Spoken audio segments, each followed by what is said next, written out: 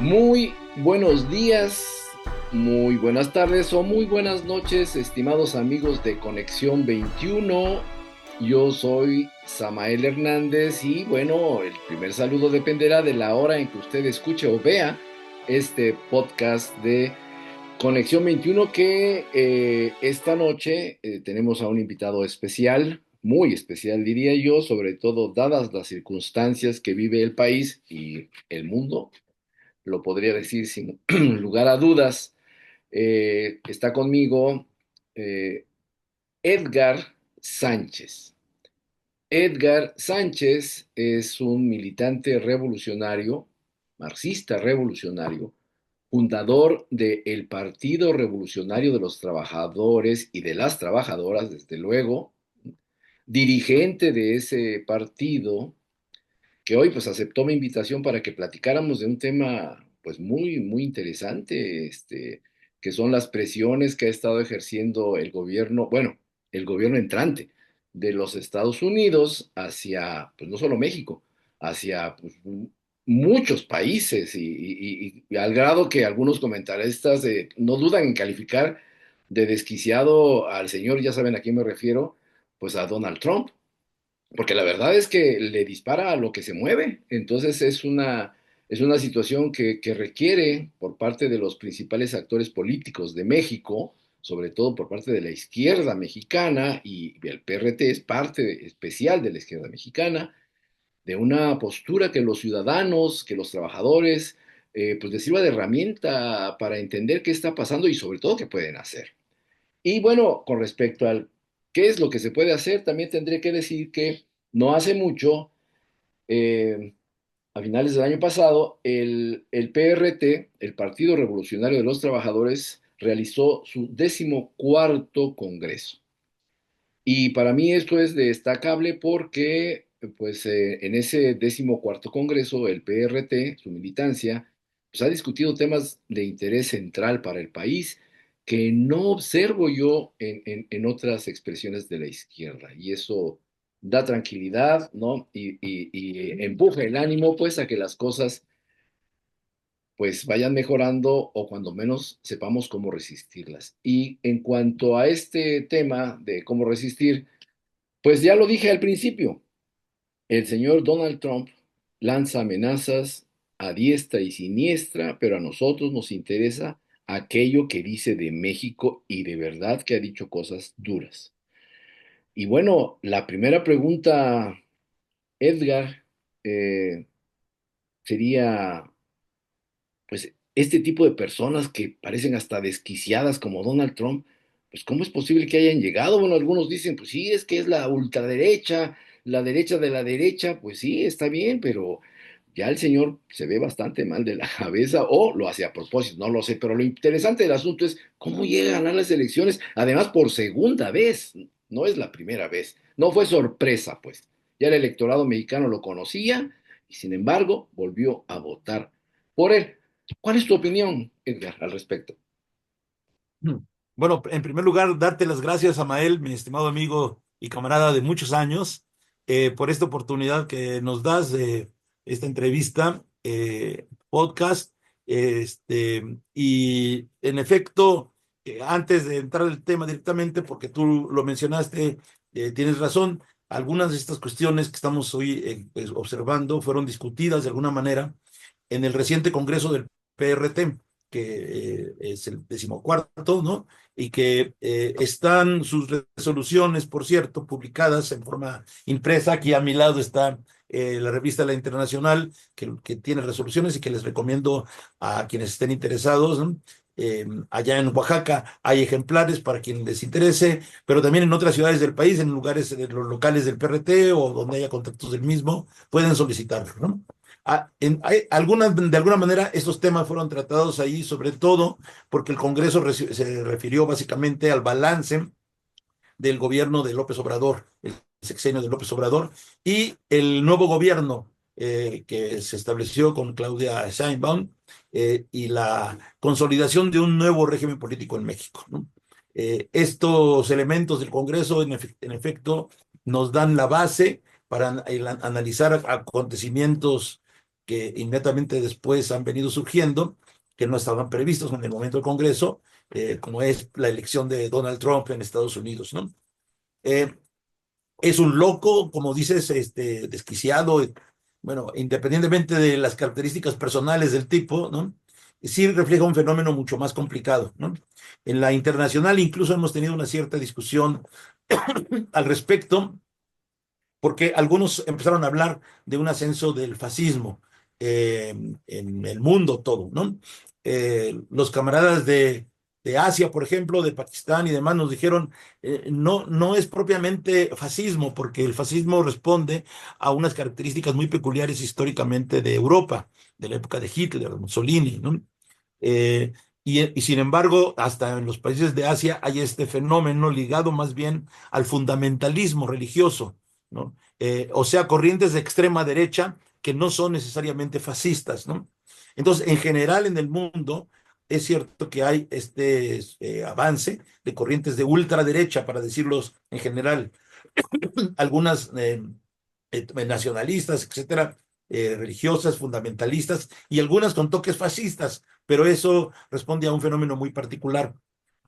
El debate que hemos tenido acá entonces tiene que ver con que no nos parece que necesariamente el surgimiento de esta derecha en el mundo y en Estados Unidos ahora, ¿no?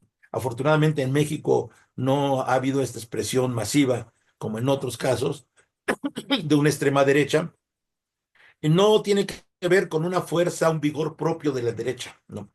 Es cierto que hay en el fondo una serie de acontecimientos, perdón, de los cambios que han ocurrido en el capitalismo salvaje. Estoy saliendo de una gripa y me queda todavía la tos y esto me molesta, ¿no? Perdón. Entonces,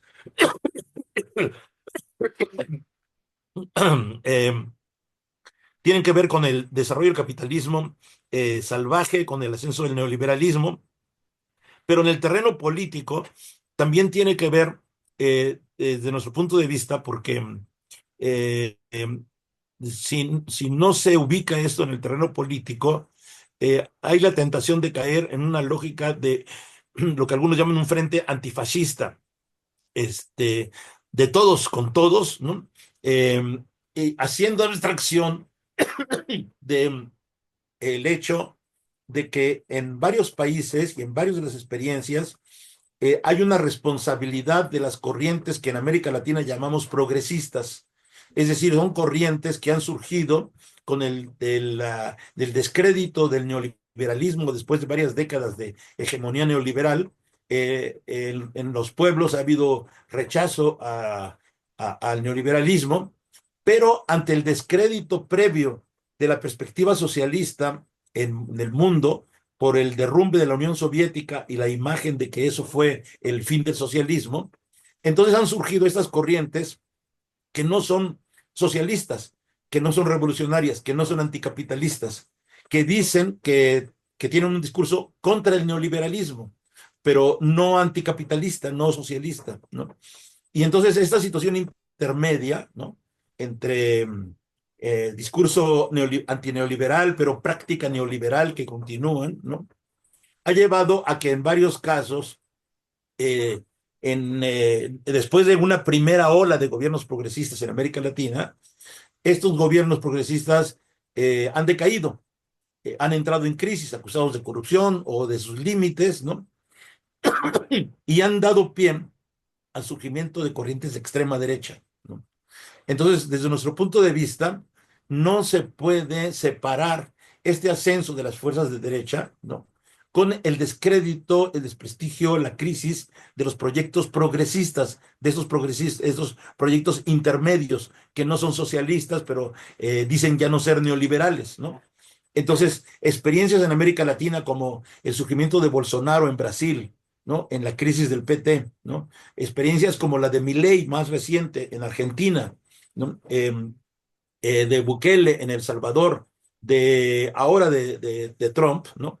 En general ocurren en un contexto no de vacío político, sino también de descrédito de la propuesta progresista, whatever that means, ¿no? Ujú. Y entonces eso se da al mismo tiempo con la crisis de los partidos de derecha tradicionales.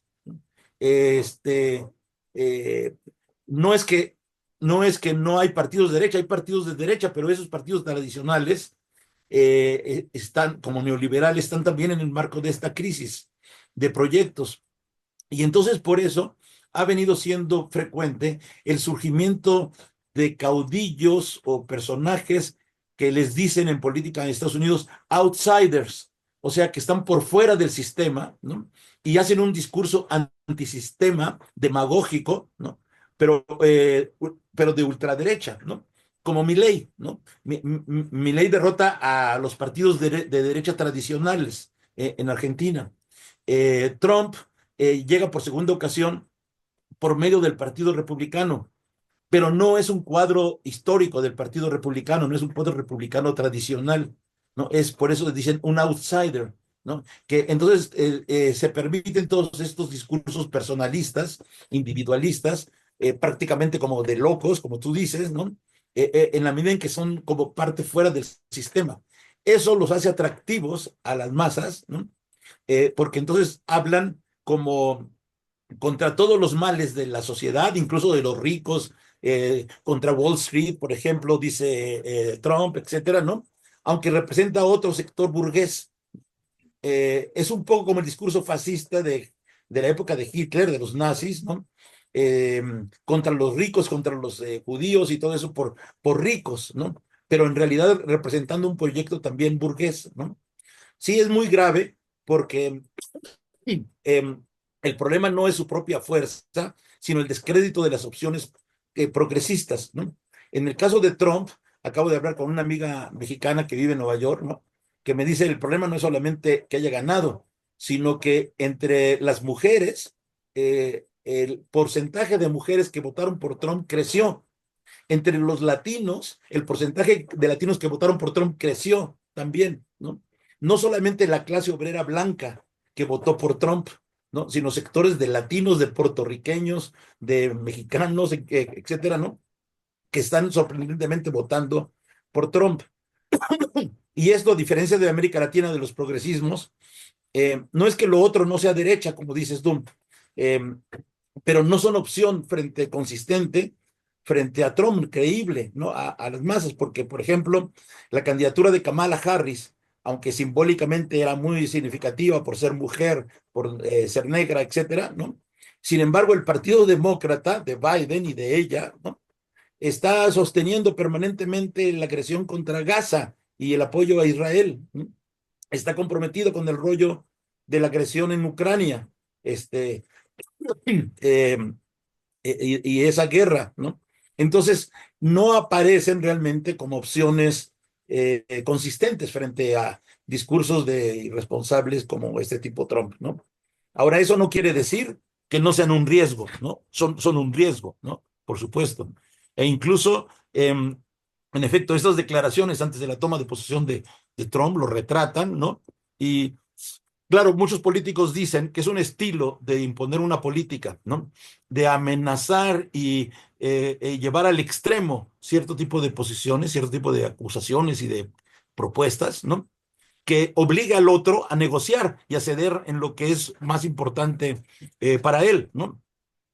Pero hay cosas que son ciertas, por ejemplo, toda la amenaza de los aranceles contra los productos mexicanos que entran en Estados Unidos, ¿no?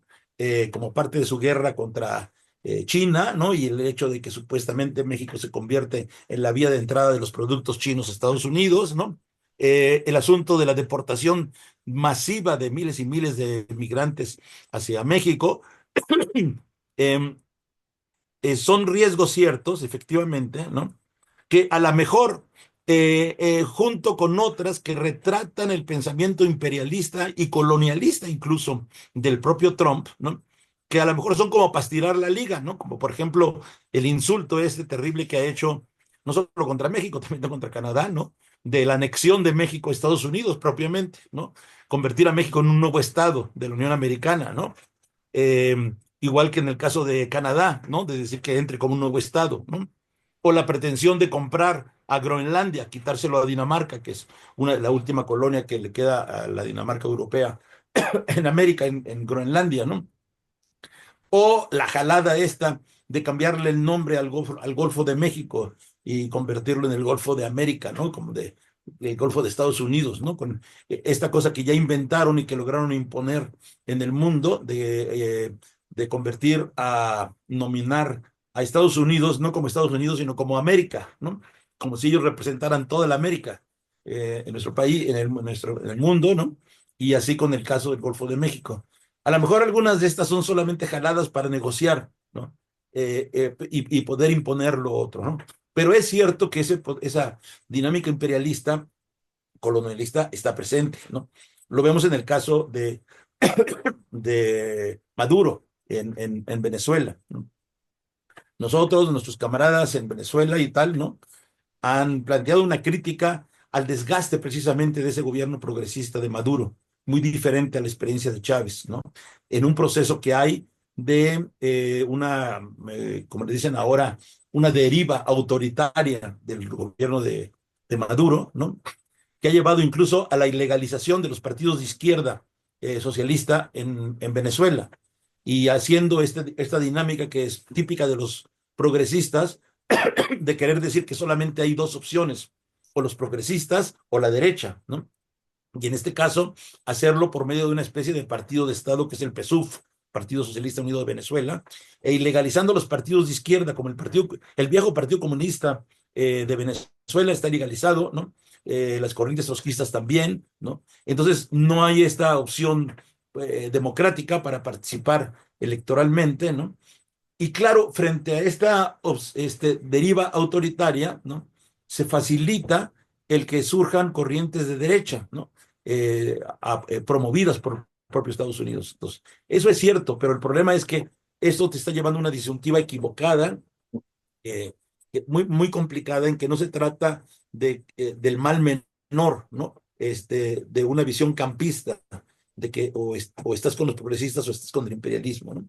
Eh, Incluso se ha llevado a cierta distancia de algunos gobiernos latinoamericanos de los progresistas, como el de Colombia o el de México, ¿no? Que no han ido sus presidentes a la toma de posesión ayer con Maduro, ¿no? En el caso de México, Claudia Sheinbaum no fue a la toma de posesión de Maduro, ¿no? Eh, Parece que tampoco mandó representantes, sino que solamente al embajador mexicano allá, Leopoldo de Gives, por cierto, ¿no? Lo comisionó para que estuviera presente en la toma de posesión, pero como una cosa rutinaria, ¿no?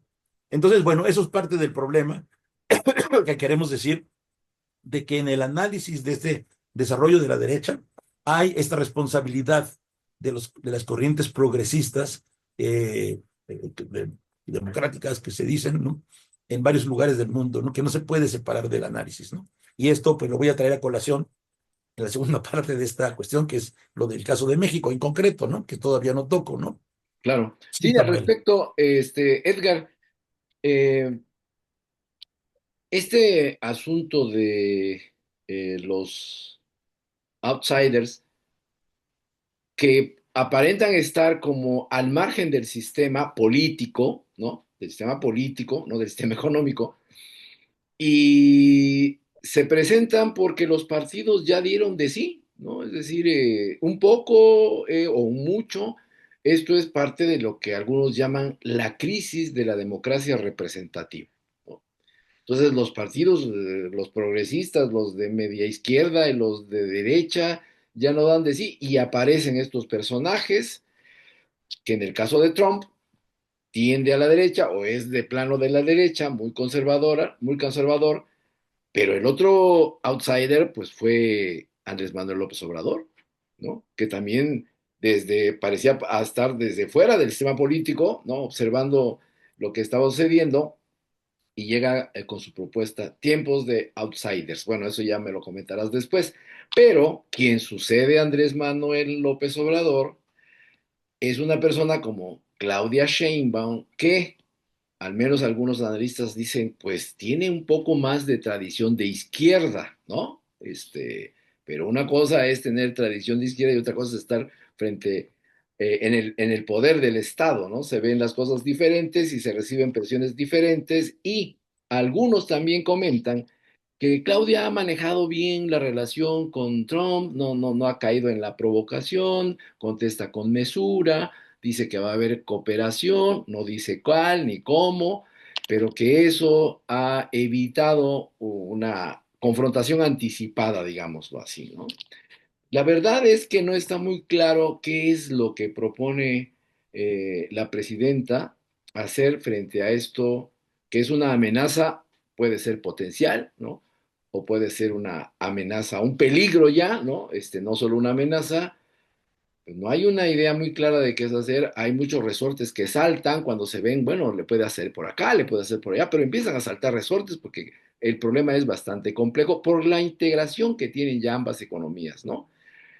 En tu opinión, ¿cuál sería la postura, no en general, sino la postura de la clase trabajadora y el partido que lo representa o los sectores de la sociedad que representan a esa clase trabajadora de cara a esta situación con Trump?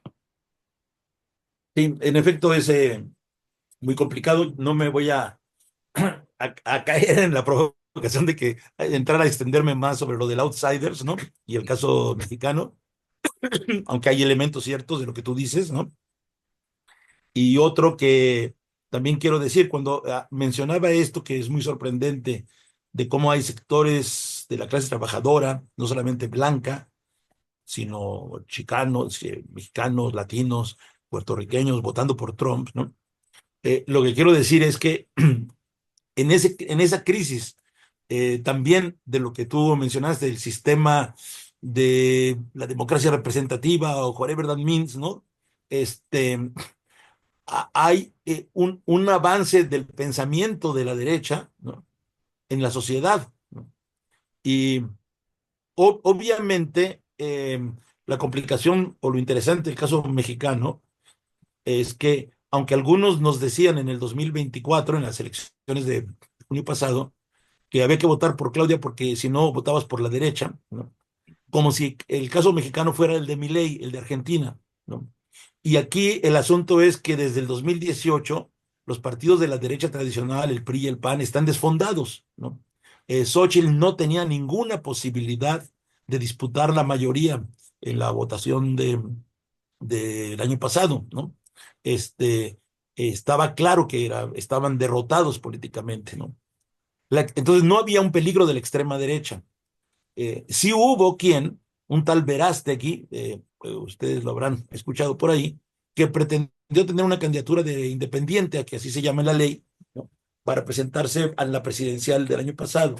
Él sí representaba, es el outsider mexicano, ese discurso ultraderechista, ¿no? Incluso ha ido a las reuniones internacionales con Milei, con Trump, etcétera, ¿no? Con Vox de España, pero no tuvo ni siquiera la fuerza suficiente para registrarse como candidato independiente. No tenemos ese peligro inmediato en México. Pero por este tema que estamos diciendo, del desgaste que hay de los gobiernos progresistas porque no van en medidas radicales realmente para enfrentar el desarrollo actual del capitalismo, eh, entonces eso es lo que da la puerta a que después de un gobierno progresista pueda venir un ascenso de la derecha, ¿no? Y esto lo digo porque en el caso de Trump, estos llamados absurdos a que si anexar a México y tal, ¿no? Eh, a la larga pueden tener cierto eco en sectores de la sociedad mexicana, ¿no? Porque hay sectores reaccionarios, conservadores de derecha, de toda la vida, ¿no? Mis paisanos norteños, por ejemplo, que conocen mucho de esto, ¿no? De gente que idolatra, tiene como modelo Estados Unidos, ¿no? Y que soñarían con ser gringos, ¿no? Ujú. Entonces, este llamado, ¿no? Puede llegar a tener eco en la sociedad, en el pensamiento de derecha, ¿no? Es lo que alguien escribía hace días diciendo los nuevos polcos mexicanos, ¿no? La expresión que se utilizó en la época de, del siglo XIX en México, cuando la invasión gringa, ¿no? De los simpatizantes con los gringos, ¿no? Y del presidente de Estados Unidos de la época, Polk, a los cuales llamaban los polcos, ¿no? Y ahora serían los trompos, ¿no? Porque los simpatizantes de este discurso. Entonces, sí es un riesgo, ¿no? Ahora, en efecto, Eh, Hasta ahorita el discurso del gobierno de Sheinbaum ha sido, como tú dices correctamente, de prudencia, de llevársela con calma, decir, no hay problema, va a haber acuerdo, ¿no? Ya pasó, López Obrador logró hacer acuerdo con Trump, etcétera, ¿no? Este, y no está claro exactamente por dónde va a ir, ¿no? Eh, no sé, este domingo que celebra los 100 días de gobierno, a lo mejor da alguna pista, ¿no?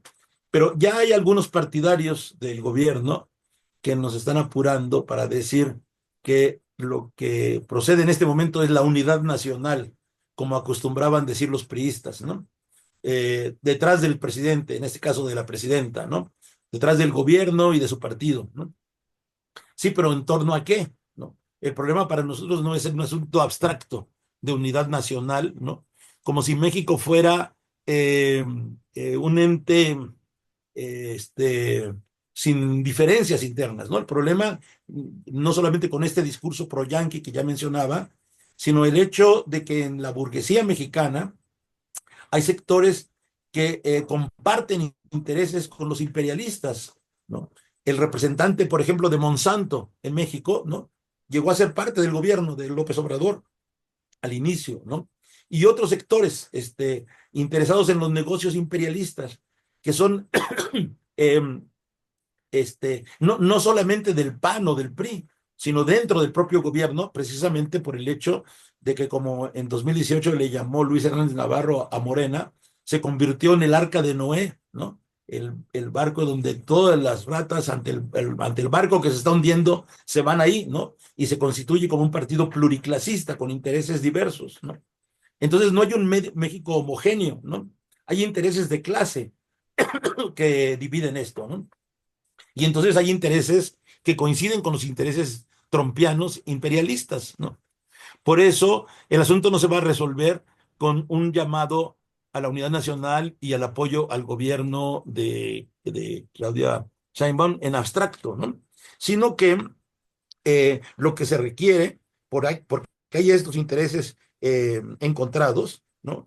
Es responder ya a las necesidades y demandas del pueblo trabajador en México para demostrar que la opción de derecha e imperialista es contraria a esos derechos, ¿no? Pero reconocerlos, ¿no? Porque, por lo tanto, se requieren medidas de urgencia que rompan con la contradicción de un nuevo régimen en México que tiene una retórica antineoliberal pero que mantiene líneas centrales del neoliberalismo y de los gobiernos del PRIAN, como que, por ejemplo, el Tratado de Libre Comercio, que ahora se llama TEMEC, ¿no? Trump amaga nuevamente con las aranceles para imponer sus condiciones y cuestionar el TLC a su manera. Pero el TLC, históricamente, es la joya de la corona del modelo neoliberal impuesto por Salinas de Gortari en 1994. El TLC y la reforma del 27 constitucional, ha sido claro, esto ha sido claro para la izquierda revolucionaria desde entonces, para la izquierda revolucionaria. El TLC entró en vigor el 1 de enero de 1994. El ejército zapatista explicó en su momento que decidieron hacer el levantamiento en armas ese día precisamente porque era la entrada en vigor del Tratado de Libre Comercio y significaba la declaración de muerte de los derechos de los pueblos originarios en nuestro país. Y ahora resulta que los gobiernos progresistas, a diferencia de la izquierda revolucionaria, defiende el TLC, el TEMEC, ¿no? Tratado de México, Estados Unidos, Canadá, que ahora se llama, que fue ratificado y defendido por el gobierno de López Obrador, ¿no? Y ahora Claudia ya nombró a Marcelo Ebrard para que sea el que vaya a defenderlo, la ratificación. Pero el TLC, el TEMEC, significa la integración subordinada de México al capitalismo imperialista, como tú dijiste hace un momento. Es cierto que algunas amenazas de Trump ya son difíciles de imponer precisamente por esa integración económica de Norteamérica, pero es posible responder a esas amenazas en donde usan el TLC, que no es nuestro proyecto, en realidad es un proyecto neoliberal, ¿no? Es posible responder a esas amenazas en una lógica diferente a la neoliberal desde México. Hay dos decisiones que desde el movimiento hemos venido demandando, reclamando hace tiempo. Por un lado, el desconocimiento de la deuda externa y pública, por un lado, y por el otro, una reforma fiscal que grave las gigantescas ganancias de la burguesía. Incluso en la continuidad de los programas sociales del actual gobierno, para la continuidad de esos programas sociales, y hacer frente a las emergencias y consecuencias económicas de las medidas de Trump, lo mejor sería el desconocimiento de la deuda pública, ¿no? Eh, para poder continuar esos programas, ¿no? Porque el hecho concreto, y esto es por eso lo que digo, una de las contradicciones, es que todo el sexenio de López Obrador se mantuvo el pago de los intereses de la deuda, ¿no? Y ahora en diciembre, que se acaba de aprobar el programa del presupuesto de egresos, nuevamente continúa pagándose esa deuda y sus intereses, básicamente. Incluso lo del FOBAPROA. Hay que recordar que en su momento el propio López Obrador denunció y documentó hasta en un libro, ¿no?, el atraco que significaba eh, el FOBAPROA. Y eso sigue pagándose y aprobándose en el Congreso, que tiene mayoría de Morena, mayoría calificada ya de Morena y de los partidos del gobierno, ¿no? Entonces, ahí hay una medida eh, radical, ¿no?, que en el terreno económico podría hacer frente no solamente a la continuación de los programas asistenciales, sociales, ¿no?, sino a cualquier otra consecuencia económica de los aranceles y demás que dice Trump, ¿no? La amenaza de Trump de iniciar de inmediato con deportaciones masivas de migrantes, no solo mexicanos, busca imponer y formalizar el uso de México como tercer país seguro, que le llaman, ¿no?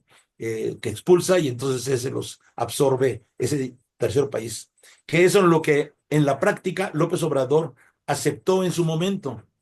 Por eso es mala señal esto que dice Claudia. Trump, López Obrador pudo negociar, pudo llegar a un acuerdo con Trump a pesar de sus amenazas durante el primer gobierno de Trump. Pues sí, pero aunque López Obrador, como Claudia ahora, han dicho que están en contra del asunto del México como tercer país seguro, México lo aceptó en la práctica. Y esto es un abuso de Estados Unidos y una forma de hacer a México cómplice de la política antimigrante de Estados Unidos, ¿no? Porque entonces el trabajo de impedir, perseguir y demás a los migrantes, ¿no? Se le deja a México corriendo la frontera hasta el sur, ¿no?, en la práctica, ¿no? Y además con el problema de recibir a estos miles, decenas de miles de migrantes que ahora se amenaza que van a llegar, ¿no? Eh, este, entonces, el gobierno ya dijo que no acepta jugar ese papel, pero se prepara por razones humanitarias para recibirlos, ¿no? Ya dijo ayer o antier, creo, Simon, que tenemos plan A, B y C, ¿no?, para el caso de que esto llegue, ¿no? Y ya hay instrucciones en las ciudades fronterizas para poder recibir a esa cantidad de gente, etcétera. O sea, aceptándolo como un hecho, ¿no? Si no se puede evitar esa situación, lo que sí se puede evitar es entrar en la lógica de discriminación y persecución contra los migrantes.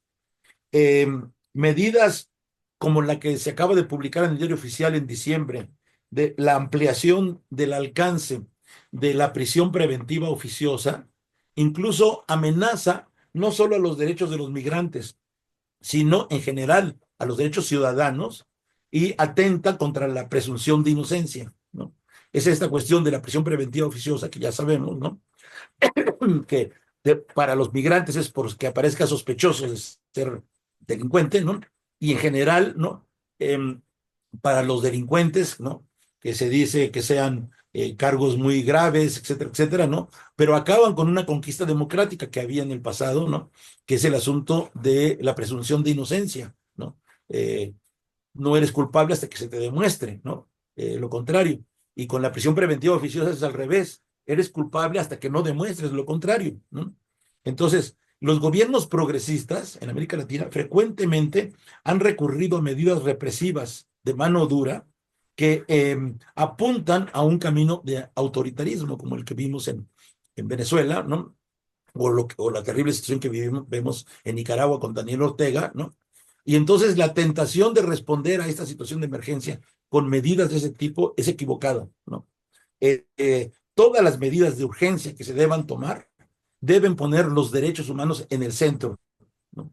No hacer otro tipo de medidas por conveniencia pragmática, porque a la larga la derecha se fortalece cuando socialmente se ve a los progresistas en un curso represivo u autoritario, ¿no? Cuando tú empiezas a hacer ese tipo de cosas, pues entonces la gente dice, pues si eso hace supuestamente la izquierda, ¿no? Pues mejor la derecha, ¿no? Y eso está claramente ligado al otro problema heredado del gobierno de López Obrador y que ha reivindicado Sheinbaum, ¿no? Que es el asunto del empoderamiento de las Fuerzas Armadas y del Ejército que ha ocurrido durante el sexenio de López Obrador, ¿no? Eh, decía López Obrador, no he vuelto a hacer un 2 de octubre, un 10 de junio, no ha habido la orden al ejército para hacer la represión. Sí, pero el problema es más complicado que ese, ¿no? El problema es que durante este sexenio, con el argumento de que las Fuerzas Armadas, que el ejército es la única institución segura que no es corrupta, ¿no? El gobierno empoderó a las Fuerzas Armadas en el aparato del Estado, en posiciones que antes hacían los civiles, ¿no? Y que ahora lo hace las Fuerzas Armadas. Aeropuertos, aduanas, la construcción de los aeropuertos, del Tren Maya, del transísmico, eh, todo, mexicana de aviación, ¿no? Una serie de posiciones dentro del propio aparato de Estado, ¿no? Más allá de las obligaciones constitucionales para las cuales está creado el ejército, ¿no? En donde el ejército tiene posiciones y que pueden convertirse en un Frankenstein en el futuro, ¿no? En donde el poder del ejército es de tal magnitud, ¿no? Que puede aspirar, como de hecho ya aspiró en la elección del 2024, ¿no? Con la pretendida candidatura de Harfush a jefe de gobierno de la Ciudad de México, ¿no? Tomando en cuenta el precedente de que primero López Obrador fue jefe de gobierno de la capital y luego presidente de la República, luego Claudia Sheinbaum recorrió el mismo camino, y la presencia del nieto de García Barragán del 2 de octubre, ¿no? Yendo ese camino, señalaba pues un curso muy peligroso, ¿no? Pero el problema de todas maneras está hecho, ¿no? El poder del ejército. Y eso acompañado, especialmente por el caso de Ayotzinapa, ¿no? Con una defensa del ejército por parte del gobierno, este, inaudito, ¿no? Y que incluso contradice las aspiraciones de sectores de masas que creían que con el gobierno de López Obrador se resolvía casos sobre los desaparecidos o sobre los desaparecidos de Ayotzinapa, los 43, ¿no? Y que no se hizo así, sino que al contrario, ¿no? Eh, se justificó la no entrega de los archivos por parte del ejército, ¿no? Y se calumnió, estigmatizó a los familiares de los 43 y a los movimientos de derechos humanos que los defendían, acusándolos de estar manipulados por la derecha, ¿no? Entonces, este camino, ¿no? En una situación de emergencia como la que puede venirse ahora, debe ser también corregido, no puede continuar por esta vía, ¿no? Claudia Sheinbaum lo ha continuado, de hecho, ¿no? Esto es lo grave, porque ya con su gobierno ha tocado formalizar el asunto de la reforma legal para que la Guardia Nacional sea parte de la Secretaría de la Defensa Nacional, ¿no? Entonces, es un curso que es muy peligroso y que va ligado del otro tema, que es el de la violencia que existe en el país, ¿no? Que normalmente lo han estado señalando como si fuera un problema exclusivamente del narcotráfico, pero los sectores burgueses empresariales que se dedican al narcotráfico son sectores burgueses como cualquier otro, ¿no? Que en determinado momento acumulan riqueza y pueden reconvertirse en otros en negocios, ¿no? Es la famosa historia que cuento frecuentemente del origen de la familia Kennedy, ¿no? El patriarca Kennedy se hizo rico en la época de la prohibición del alcohol, negociando con los mafiosos y tal, ¿no? Terminó la prohibición del alcohol y se convirtió en una respetable familia burguesa, con sus hijos estudiando en Massachusetts y con la pretensión de que llegaran a presidentes de la República y tal, como sucedió con el primero, ¿no? Se reconvierten, ¿no? Y en el caso de México esto es lo que está ocurriendo. Acaban de salir unos reportajes muy buenos sobre Michoacán y el problema del aguacate, ¿no? Entonces, el problema del crimen organizado ya no es solamente la droga o el fentanilo, ¿no? Este, otros negocios, ¿no? Que tienen que ver con el extractivismo, como es el caso de la destrucción ecológica que está ocurriendo en Michoacán con el cultivo del aguacate, o en Chiapas y otras partes del país con las industrias mineras, ¿no?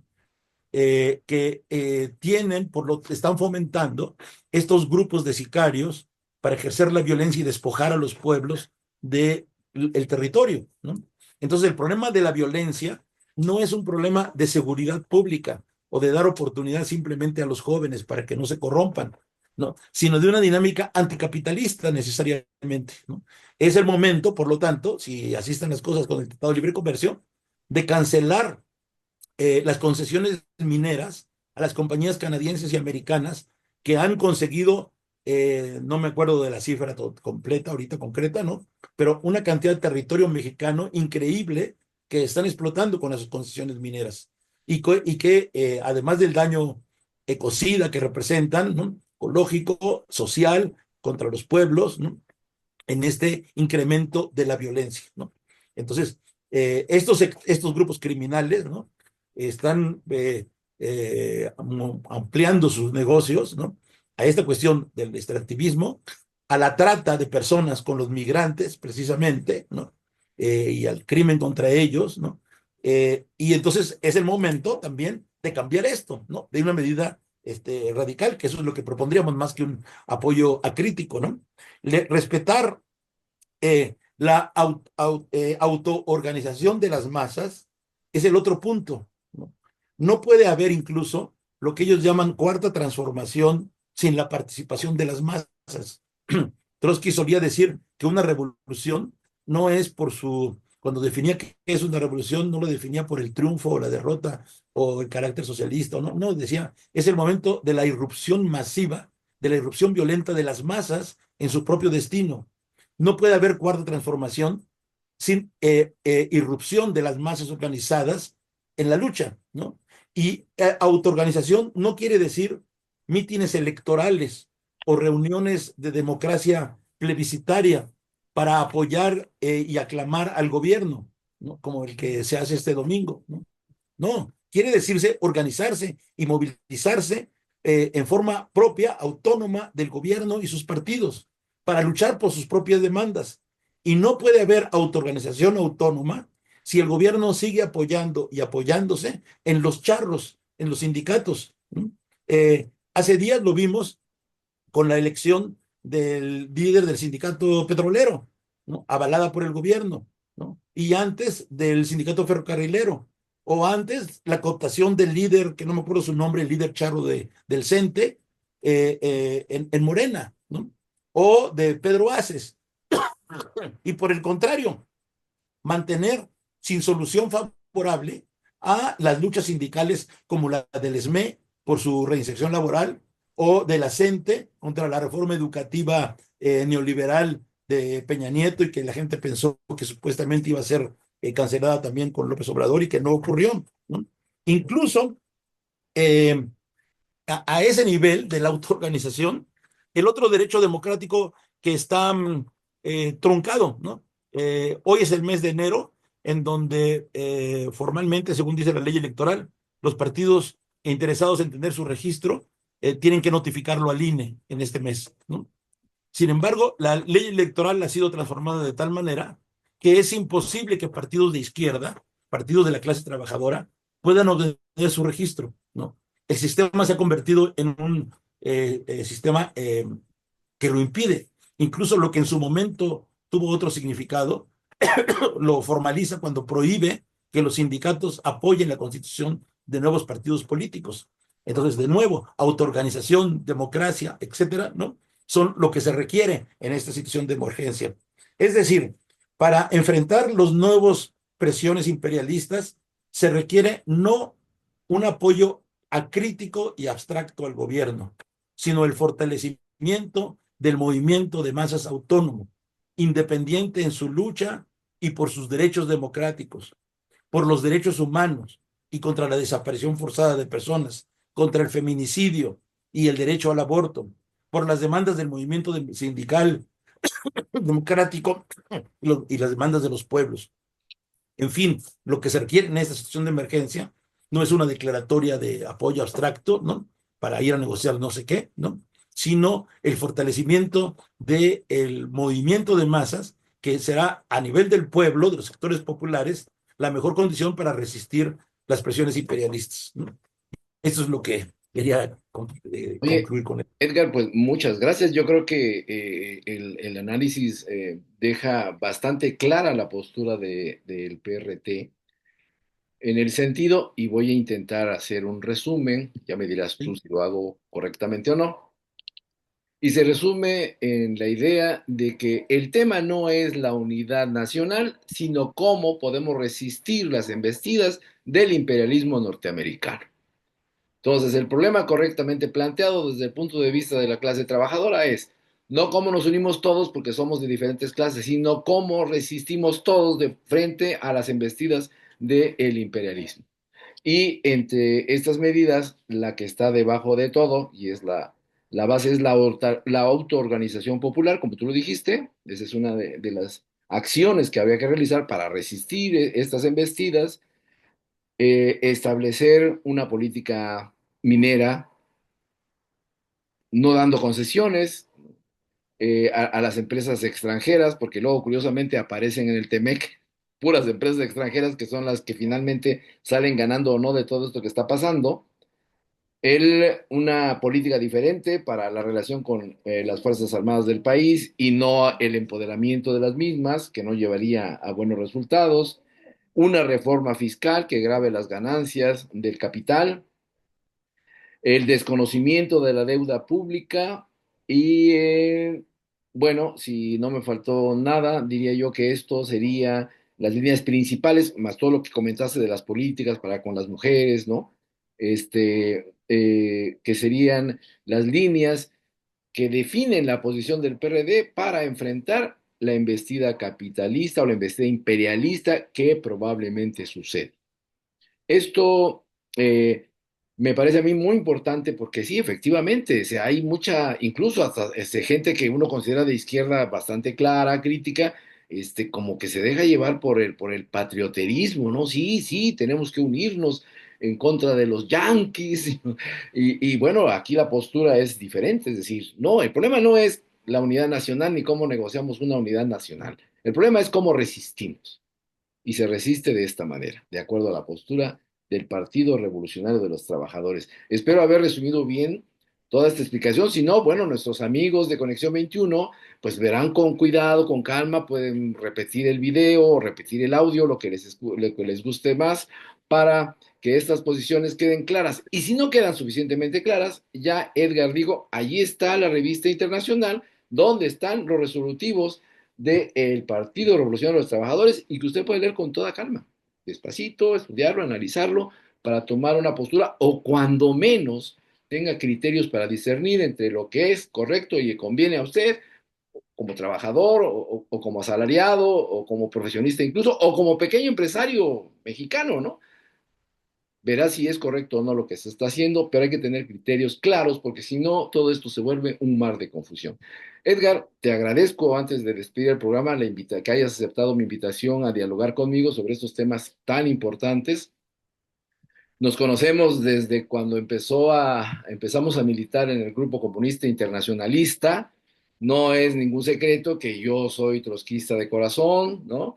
Eh, y que, bueno, tengo desde luego mucha simpatía por Edgar, ¿no? Pero no dejo de ser también crítico cuando se tiene que ser crítico, porque en eso también reside la actitud correcta, ¿no? No dejarse llevar por el corazón o por las pasiones, sino analizar las cosas con bastante frialdad para que esto marche bien y parece que está marchando bien. Te vuelvo a repetir, Edgar, agradezco mucho que hayas aceptado la invitación y algunas palabras finales para nuestros amigos y amigas de Conexión 21. Bueno, nuevamente te reto, Samael, las gracias por esta oportunidad. Me parece muy buena para poder entrar en contacto con tu auditorio, y explicar estas posiciones que son de completa actualidad, ¿no? En estos días hay que estar pendientes con lo que he dicho y lo que viene, las definiciones por parte del gobierno y las definiciones también de parte del gobierno de Estados Unidos, ¿no? Ya entiendo, por ejemplo, que se están llamando a movilizaciones de mujeres en Washington y en otras partes de la Unión Americana, eh, pues de protesta contra la llegada de Trump, ¿no? Y seguramente que va a haber nuevas acciones así, ¿no? Es uno de los temas que también me parece muy importante que lo dije y tú también lo mencionaste, ¿no? Porque entre las demandas pendientes en México, ¿no? Está todo ese asunto de los derechos de las mujeres, no solamente del feminicidio, que es una cosa gravísima, ¿no? Acaba de llegarnos por ahí una denuncia del asesinato de una mujer indígena de estado de Guerrero, terrible, porque es un ejemplo de la persecución contra las mujeres, de la misoginia en todos los terrenos y al final feminicidio, ¿no? Eh, pero no solo eso, sino a nivel de la política general, el hecho de que, por ejemplo, el derecho al aborto está de alguna manera en definición, porque la Suprema Corte de Justicia, por sus propios mecanismos, en el sexenio pasado, planteó que no era punible el aborto. Y esa resolución de la Suprema Corte de Justicia tiene que homologarse a nivel de todos los estados de la República, para eliminar el aborto como delito de los códigos penales. Y concluyó el sexenio y no se homologó en todos los estados de la República, ¿no? Incluso en estados donde el Congreso local tiene mayoría de Morena, ¿no? Ahora continúa la lucha para que esto ocurra, ¿no? Y se convierta realmente en un derecho de las mujeres. Y ahí está el reto, porque ahora no hay excusa de ninguna manera, porque en la absoluta mayoría de los congresos locales Morena tienen mayoría absoluta, mayoría calificada, y a nivel general, y entonces son el tipo de medidas que se requieren para fortalecer a la sociedad mexicana y al movimiento de masas mexicano, ¿no? Para que se empodere en realización esto, ¿no? No es casual, ¿no? Y lo digo esto, que es muy importante, porque el discurso de Trump viene también en contra de las mujeres y en contra del derecho de aborto en Estados Unidos y tal, que está en cuestión cuando fue de los primeros países en donde esto fue conquistado, ¿no? Entonces, malamente podemos hacer frente a las presiones imperialistas, ¿no? Si en México se sigue retrasando, impidiendo, ¿no?, la consecución de estos derechos, ¿no? Es el otro ejemplo que me parece muy, muy claro, ¿no? Entonces, pues es una oportunidad muy buena que tenemos para hacerlo a través de podcast, ¿no? Entiendo, no solamente eh, con tu público tradicional en el estado de Oaxaca, sino en general que lo podemos ver. Yo lo voy a promover con nuestros amigos y amigas, compañeros y compañeras en todas partes, ¿no? Para que Sí, sí, participen de esta discsión, ¿no? Porque ese es el asunto. tenemos ¿Sabes? gente que nos sigue también en Estados Unidos, ¿eh? Ah, perfecto, muy Sí, bien. sí. Ahorita Entonces, se acaba de comunicar con nosotros un camarada Andrés, que vive en Los Ángeles y que vive en el este de Los Ángeles, afortunadamente en este caso, ¿no? Pero están rodeados por los incendios, ¿no? Terrible que está ocurriendo en aquella ciudad, ¿no? Paradójicamente, empezó en el norte de la ciudad con las zonas ricas, ¿no? Alrededor de Hollywood incluso, ¿no? Y el este de Los Ángeles, donde están muchos de los mexicanos, la gente de origen mexicano, no ha llegado allá todavía, ¿no? Pero están en riesgo porque de todas maneras la humareda es de tal magnitud que ahoga a la gente, ¿no? Entonces, qué bueno que llega hasta allá, porque es el tema que está ahorita en discusión también en Estados Unidos, ¿no? Muy sí, oportuno la invitación que me has hecho, Samael, para discutir este tema, tanto en México como en Estados Unidos. Muchas ¿no? gracias. Y reitero el agradecimiento, Edgar, ya platicaremos en otro podcast sobre otros temas. Por lo Sí, claro. pronto, quiero decirles a nuestros amigos que estuvo con nosotros en un diálogo, Edgar Sánchez, fundador y dirigente del Partido Revolucionario de los Trabajadores y las Trabajadoras, bueno, desde aquellos años 70 más o menos por ahí, y ahora de pie de lucha, como siempre, Edgar, de veras un Muchas gracias, reconocimiento igualmente. para tu militancia.